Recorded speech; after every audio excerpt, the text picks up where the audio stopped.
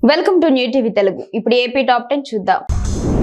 TDP incharge erection బాబుపై ఫిర్యాదు చేసేందుకు త్రిపురాంతకం నుంచి టీడీపీ అసమ్మతి వర్గం అమరావతి వెళ్లడంతో రాజకీయం రాజుకుంది. ఈ నేపథ్యంలో వారిపై ఎండూరివారిపాలెం టీడీపీ నాయకులు ఫైర్ అయ్యారు. వైసీపీ వారిని వెంటేసుకుని వెళ్లి ఎరిక్షన్ బాబును నిందించడం సరికాదన్నారు. నియోజకవర్గ అభివృద్ధి కోసం ఇన్ఛార్జ్ అహర్నిశలు కృషి చేస్తుంటే కొందరు కావాలని ఆయనపై నిందలు మోపుతున్నారని అసహనం వ్యక్తం చేశారు.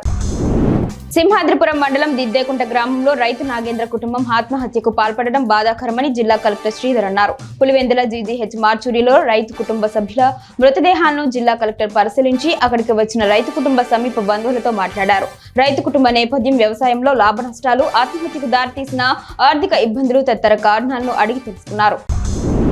మచిలీపట్నంలోని తాళపాలెం పంచాయతీ సత్తెనపాలెం సమీపంలో ఉన్న చికెన్ షాప్స్ దగ్గర రోడ్డుకు అడ్డంగా వాహనాలు ఉండడంతో ట్రాఫిక్ కు తీవ్ర అంతరాయం కలుగుతోంది. తాలూకా పోలీసు వారి దృష్టిలోకి గతంలో తీసుకువెళ్లిన కొన్ని రోజులు మాత్రమే ట్రాఫిక్ అంతరాయం కలగకుండా చర్యలు చేపట్టి చికెన్ షాప్స్ వారికి కౌన్సిలింగ్ ఇచ్చారు. ట్రాఫిక్ కు ఇబ్బందిగా మారిందని వాహనదారులు పలువురు పేర్కొంటున్నారు.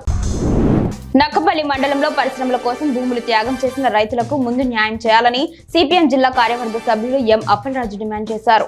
నక్కపల్లి మండలం రాజయ్యపేటలో భూములు కోల్పోయిన నిర్వాసితులు, కూలీలు, మత్స్యకారులతో సమావేశం నిర్వహించారు. అనంతరం ఆయన మాట్లాడుతూ బాధితులకు న్యాయం చేయకుండా వచ్చే నెల 8న ప్రధాని ఏ విధంగా ప్రాజెక్టులకు శంకుస్థాపన చేస్తారని ప్రశ్నించారు.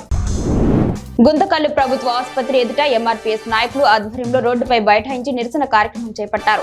ఎంఆర్పీఎస్ జిల్లా అధికార ప్రతినిధి భీమలింగం మాట్లాడుతూ గుంతకల్లు ప్రభుత్వ ఆసుపత్రిలో పనిచేస్తున్న పారిశుద్ధ సెక్యూరిటీ గార్డ్ కార్మికులుగా పనిచేస్తున్న దళిత మహిళల పట్ల అసభ్యకరంగా మాట్లాడుతున్న ఏవో రాంప్రసాద్ రావుపై చర్యలు తీసుకోవాలని వారు డిమాండ్ చేశారు.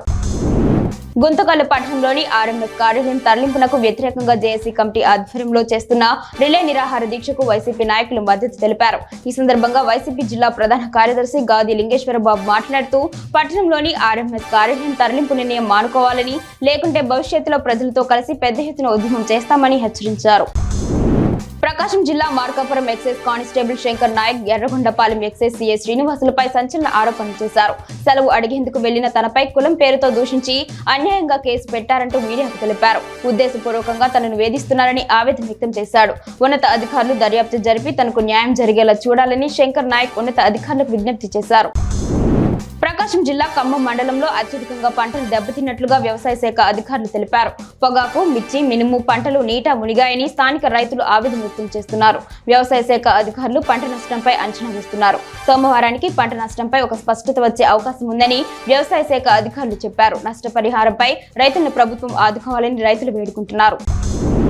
అరసవల్లి శ్రీ సూర్యనారాయణ స్వామి వారి దేవాలయంలో వేలం పాటలు నిర్వహించారు. కార్యక్రమానికి ఆలయ ఈవో ఎర్రంశెట్టి భద్రాజీ ఆధ్వర్యంలో అధికారులు నిర్వహించారు. కొబ్బరి చెక్కలు, బొగ్గు టెండర్కు బహిరంగ వేలానికి ఒక పాటదారుడు హాజరు కావడంతో ఈ వేలం పాట వాయిదా వేశారు. స్వామికి భక్తులు సమర్పించిన మిగతా వాటికి గాను యథావిధిగా వేలం పాట కొనసాగిందని ఈవో పేర్కొన్నారు. తణుకు నియోజకవర్గంలో పలు గ్రామాలకు చెందిన లబ్ధిదారులకు సీఎం సహాయ నిధి చెక్కులను ఎమ్మెల్యే రాధాకృష్ణ క్యాంప్ కార్యాలయంలో అందజేశారు. ఈ సందర్భంగా ఆయన మాట్లాడారు. నియోజకవర్గ వ్యాప్తంగా మొత్తం 31 మందికి సుమారు 40 లక్షల సీఎం సహాయ నిధి చెక్కులను పంపిణీ చేయడం జరిగిందని పేర్కొన్నారు.